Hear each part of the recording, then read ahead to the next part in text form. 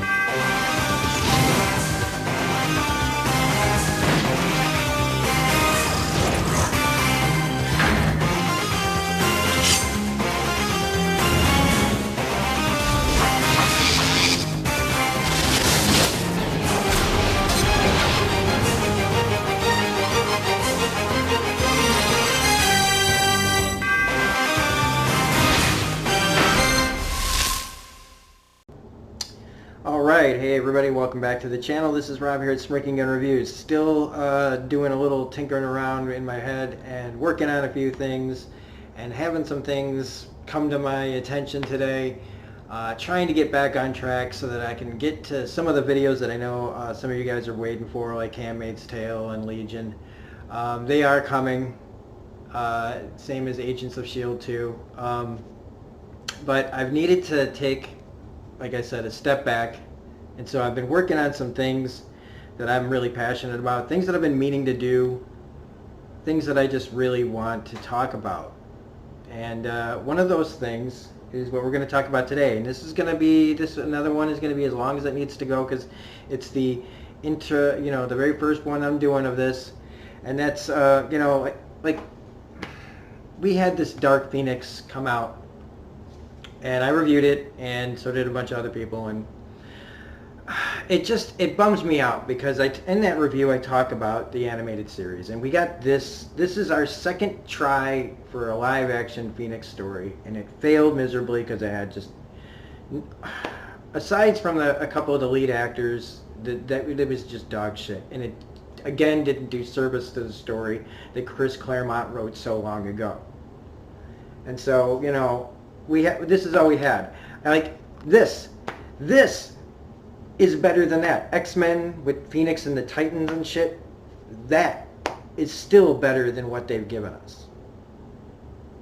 But we're talking about the original X-Men, the animated series, Phoenix Saga, because they're pretty much the only ones who've given us, besides the original source material, a actual, attempt, a positive and as good an attempt as anybody could do. This is, to me, the second best thing, that they've done. The original source material is great, and how they interpret it in an animated show in the 90s was amazing. And they can't pull it off in the movies for some reason. And I've had my thoughts on that, and I've come to think that maybe if they did like a trilogy, they'd have to commit to like a trilogy. They probably do too, though.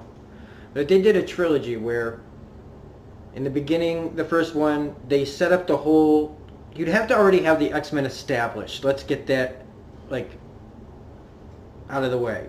You can't just have this be the second or third thing. This has to be like 5 or 6 movies down the line.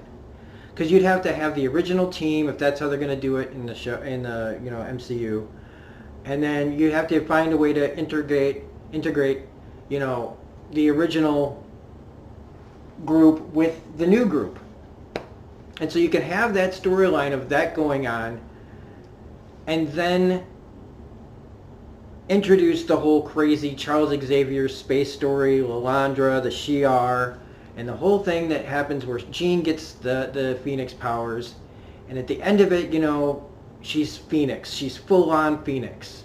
And she's, whatever.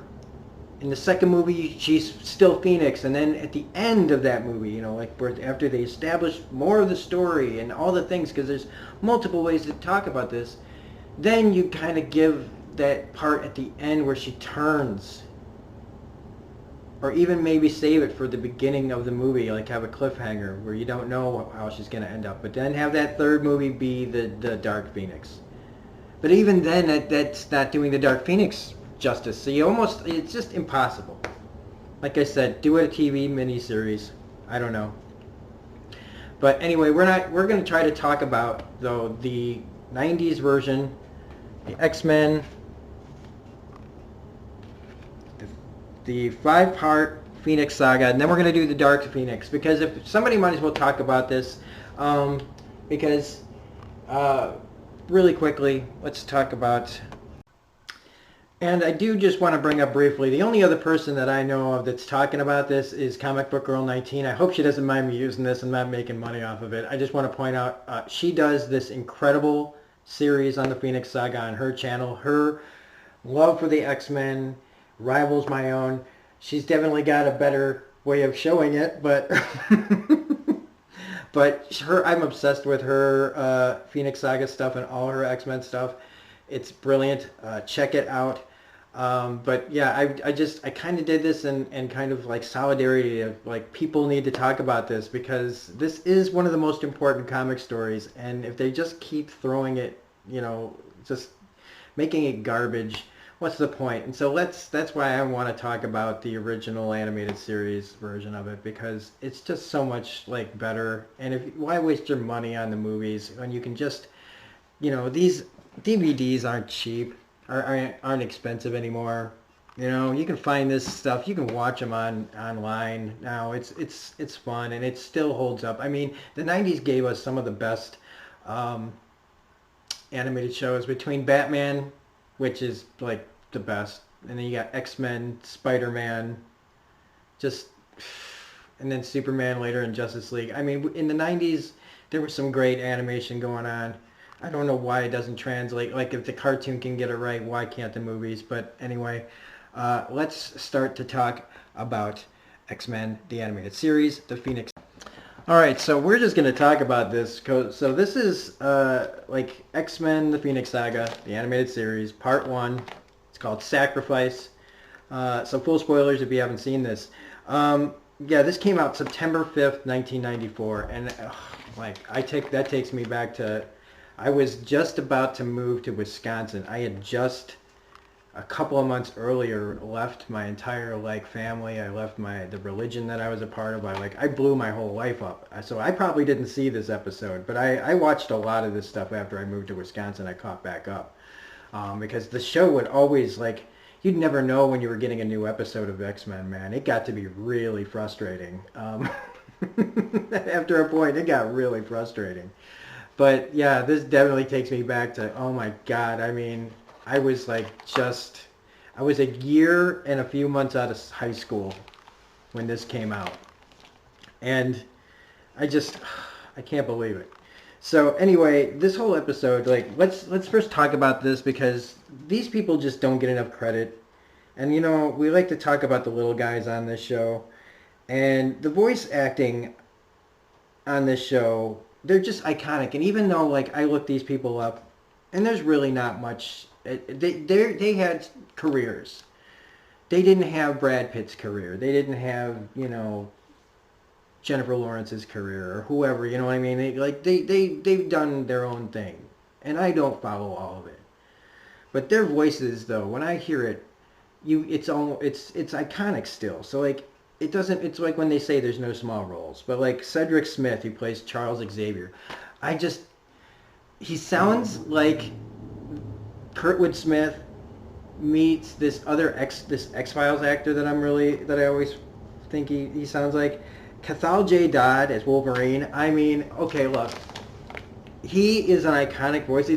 When I first heard him as Wolverine, I thought it was a little too much. But over time, I just really got into it. And so he's done a good job over the years being Wolverine in different things. I don't know if he did the X-Men 2 one. He kind of sounded like him, the voice in it, but I think that was Mark Hamill. But he's always really great in this. Norm Spencer as Cyclops.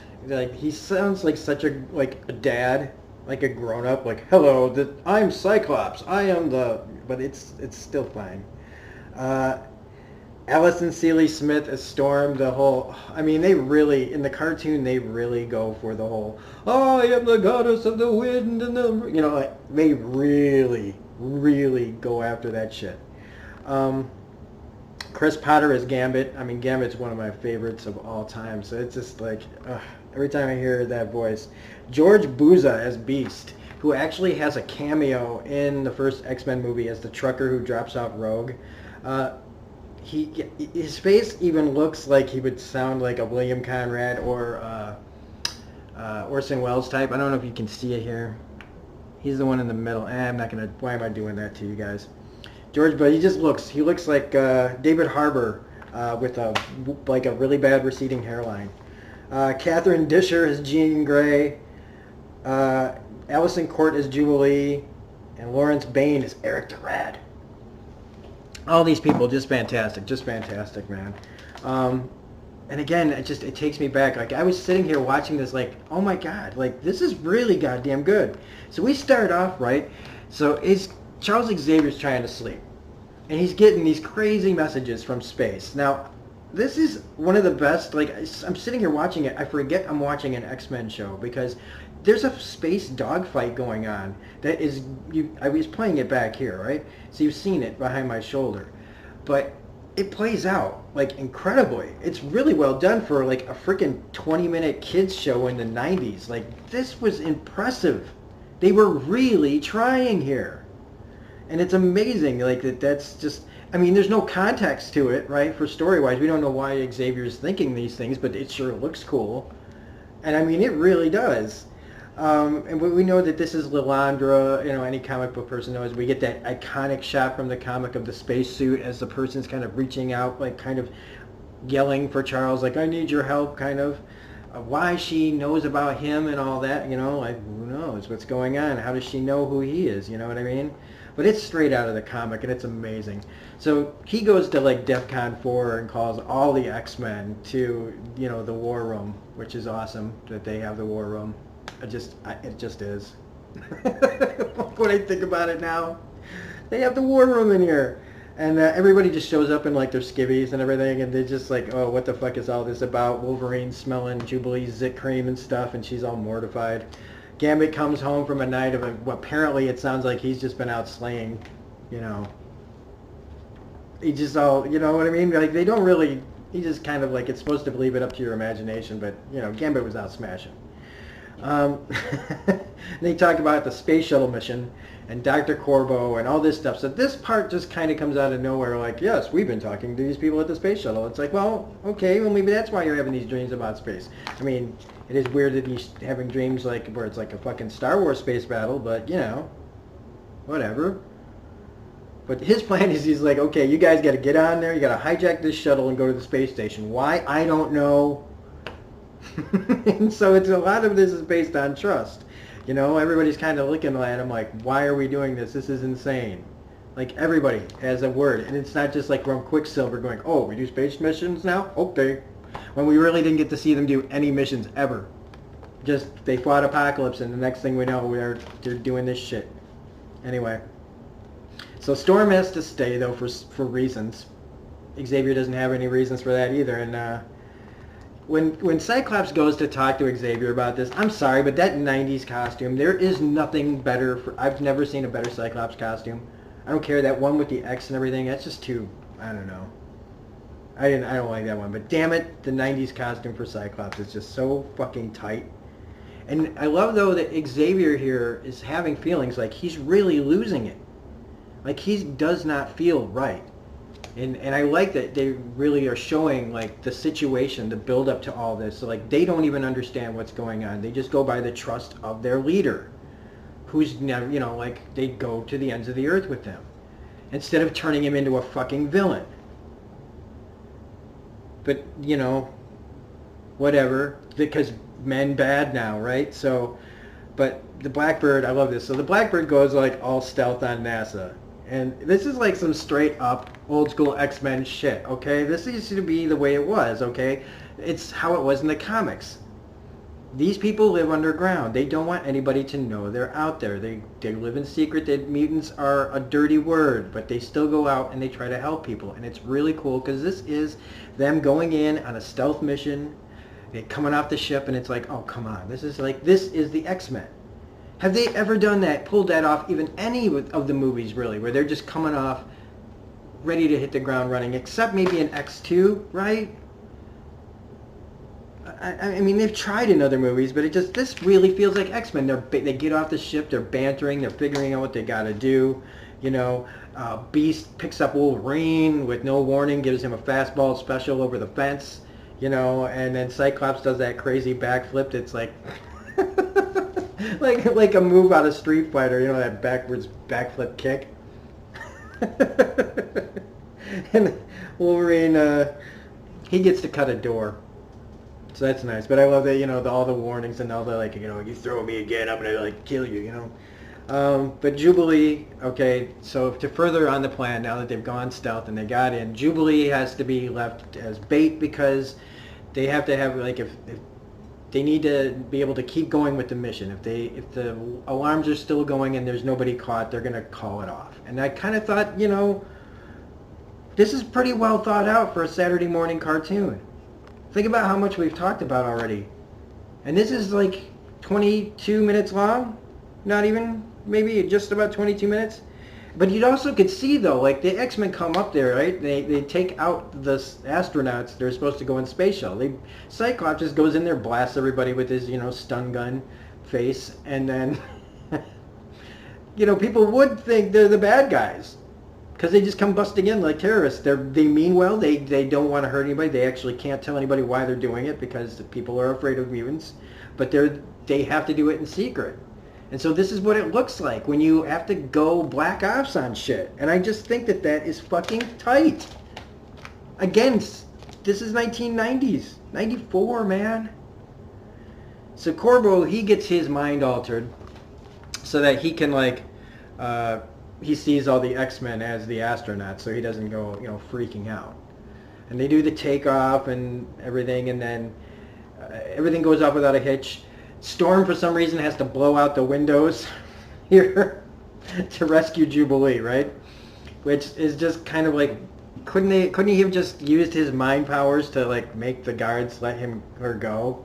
But instead, no, they needed Storm to do something, so she has a localized tornado go inside the building in a certain room, and then they literally funnel out. It's great, because even Jubilee is jubilant afterwards. Wah, wah, wah. Anyway, everybody's having concerns about the mission, which is like, why are we doing this? They're still doing it. Like, okay? Nobody's skipping over it like it's in the movie. Because they, you know, and then they get gassed, and Wolverine almost makes it. But of course, he succumbs to it. And this is where we're introduced to Eric the Red. Now, Eric the Red, your garden variety person is not going to know who Eric the Red is, and I wonder if that's why they didn't use him in any of the movies about Phoenix. Well, they didn't use the Shi'ar story, so I guess why have Eric the Red? But Eric the Red is this guy in this really crazy red-ass costume. It's very, very of its time. I'm surprised actually that they used it, but God damn it, you got to give it up to these people that they stayed with the way the story looked. So Eric the Red is like this Shi'ar agent, I believe Davin Shakari is his name. And he is like, he's got this, he's already strong from like his own race. He's not a mutant or anything. And he's got a suit that like shoots concussive blasts. He can kind of control people like you see in this episode. And what else can he do?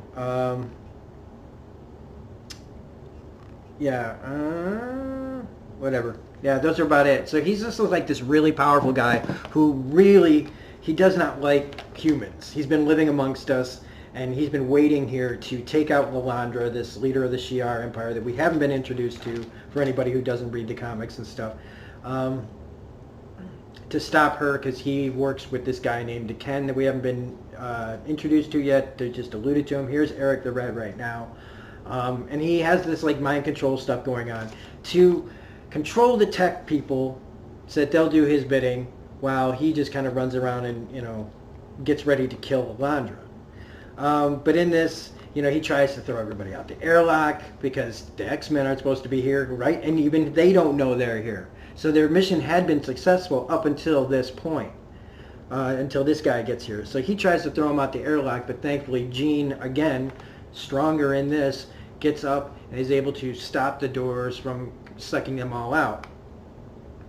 But, I don't understand though after this, like how it's funny that everything is a laser back in these days. Like the laser guns are lasers, Scott's shooting lasers out of his eyes, and even Jean's freaking powers are used to look like a laser, even though it would just be cooler if you just saw her go like this and the guy just goes flying.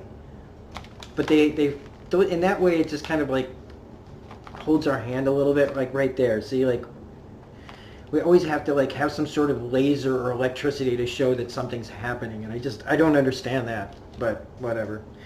And so the guys like they can't get the things off the guy, so of course Wolverine calls, says somebody call a surgeon, snicked. But then we get, so Eric the Red starts this like exposition dump, right? Where he starts telling the plan to one of the guys that's sitting there like, I love how the animation of the guy's like, why are you telling me this? I don't need to know any of this. Why are you monologuing right now? But he has to monologue to us, so he's telling it to someone that he's there to stop Lilandra, and he's gonna be a hero for his people and everything. And he's talking about wormholes and shit. Like, and again, I love this. Like, this is like at 10:30 in the morning on a Saturday, and your kids are listening to a guy talk about people coming out of wormholes in space. And he's so like, oh, when he finds out that they're not dead, and he calls them space debris, not debris. Pardon me. I just think that's funny. And just how pissed off he is that he had to live on Earth, and he's just screaming at these people like, I had to live among you, you lesser beings. I love it. I mean, he looks like an ass, and he looks like a clown to me, so it's like kind of hard to take him seriously. That was the costume or the character design. Just I can't take those words seriously from that costume. But we get to hear this line of dialogue. Vortex, a red horizon, intergalactic matter transfer is proceeding. Shi'ar Class Y ship arriving. I love that. How cool is that? Your kids would be sitting, a kid would be sitting there going, what? But, I mean, looking at it now, that's a string of words, man. It may be gibberish, but it's pretty awesome. So after this, Psyche and Wolverine just start blowing shit up to stop Eric the Red here from getting his plans out, because he thinks, she'll never see it coming because we're just a little space station. So they have to blow the place up, basically, to stop him from killing this person that Xavier wants them to save, except they don't know why or any of it is happening. So Eric bails on the station. It's going to explode. And guess what the X-Men do here? They save everyone. They actually perform heroic acts after the fact. They have to get out of there, and they still find a way to save everybody on the ship before it blows up. And it's just amazing, again. So, Eric's trying to explain to this guy named Ken, why it didn't work, and that still can kill Lilandra if he gets there in time. It's pretty funny how the space shuttle, though, the shots of it getting away from the space shuttle station's like, shoom! Like, yeah, that's what it's like in space. And especially a space shuttle. And they all realize they're going down. Gambit says, we're going to be barbecue, man, or we the main course.